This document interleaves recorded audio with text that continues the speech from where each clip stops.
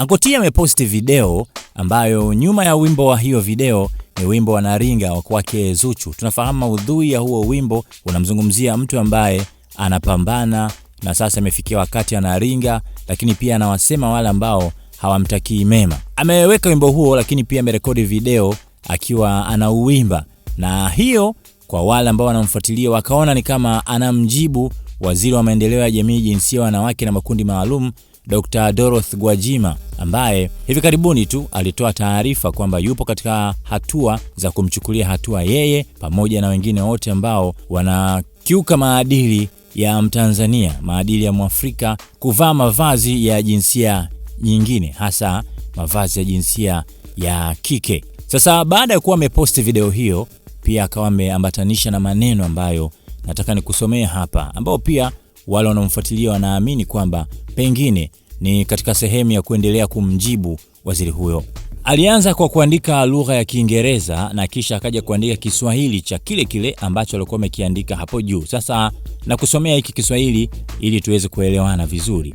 Ameandika, miaka 25 tu, lakini maisha yamenifundisha mengi kuliko umri wangu. Mimi ni baba, mimi ni mkurugenzi wa kampuni zaidi ya 3, mimi ni mlipa kodi, ninachangia taifa langu. Akaweka bendera ya Tanzania. Sijafika hapa kwa bahati, ni miaka kujitoa, kuamini ndoto zangu na kupambana kimya mpaka matokeo yakaanza kuongea. Nashukuru kwa kila hatua niliyopiga, kwa kila changamoto iliyoniunda na kwa kila ushindi unaoendelea kuja. Hii ni mwanzo tu, sitaacha kupambana, sitaacha kusonga mbele. Ameandika Anko T, na kukafuatia comments zaidi ya 1500 ambazo nyingi zimekuwa ni kama zinamshitaki kwa Dorothy Gwajima kwa sababu wamekuwa wakimtag. Mmoja kati ya mfuatiliaji wake amemtag Dr. Dorothy Gwajima akisema mama, halafu akatumia neno ambalo halikuwa sahihi. Binti yako Anko T anakuchamba huko kwa mafumbo na nyimbo za Zuchu.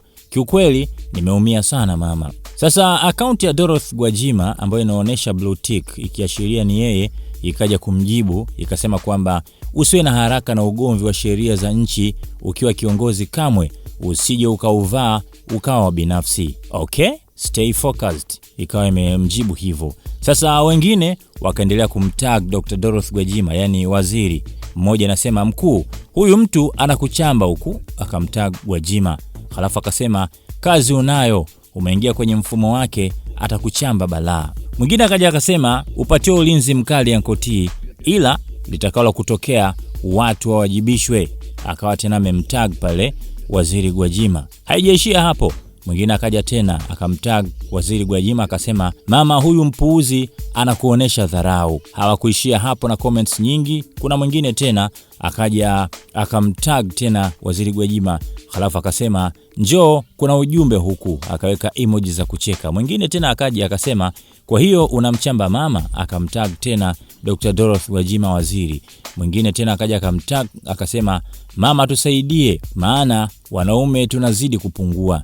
Sasa hicho ndicho ambacho kimeendelea hadi hivi sasa kupitia yale ambayo yalitokea mwanzo katika taarifa ambayo nilikupa kwamba waziri amekwisha kumuona Anko T na akasema alikwisha kuonywa na Baraza la Sanaa la Taifa na bado hakusikia, akaendelea kuvaa mavazi ya kike, na sasa anasema kuna hatua nyingine za kisheria bado wanaziandalia utaratibu, ikiwemo pengine labda mazingira ya uundaji wa sheria kwa ajili ya kuwabana hawa ambao wanaaminika kwamba pengine labda huenda wakawa wanachochea vitendo ambavyo viko kinyume na jamii. Sasa hicho ndicho ambacho kinaendelea.